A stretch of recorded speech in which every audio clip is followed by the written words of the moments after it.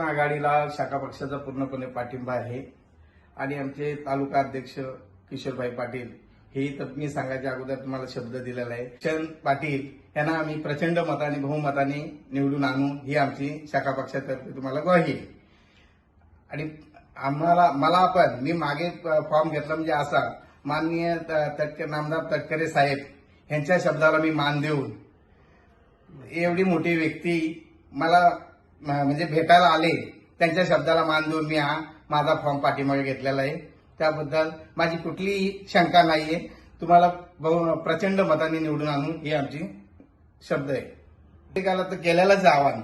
आता तुमच्यापेक्षा एक पाऊल मी पुढेच आहे. सध्या तुम्हाला वाटत असेल आम्ही नाहीये, पण आम्ही तुमच्यापेक्षा एक पाऊल पुढे.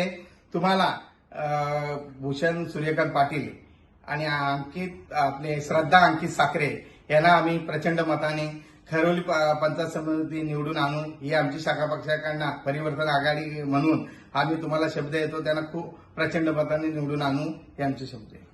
संपूर्ण खालापूर तालुक्यामध्ये ही जी आता जिल्हा परिषद आणि पंचायत समितीची निवडणूक चालू आहे त्यामध्ये परिवर्तन विकास आघाडीच्या सोबत आहोत.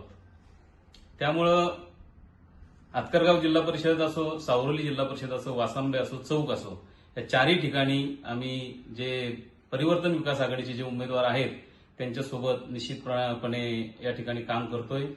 आणि आतकरगाव जिल्हा परिषदमध्ये आमचे शांताराम पाटील यांनी खानाव पंचायत समितीमधून अर्ज दाखल केला होता. त्यांनी महिनाभर अगोदर चांगली तयारीही केली होती. परंतु आघाडी धर्म हा कुठेतरी पाळायचा असतो.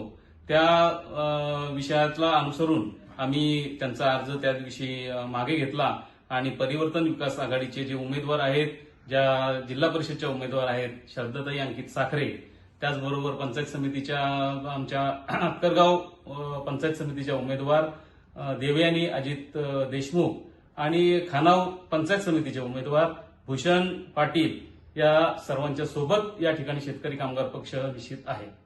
मनापासून आवाहन करीन शेतकरी कामगार पक्षाच्या वतीनं सर्वच कार्यकर्त्यांना आवाहन करीन यावेळेस आपले हे तिन्ही उमेदवार हे प्रचंड मताने निवडून आले पाहिजेत. अशा प्रकारचं काम आपण या ठिकाणी करावं आणि तिन्ही उमेदवारांना भरघोस मताने निवडून द्यावं.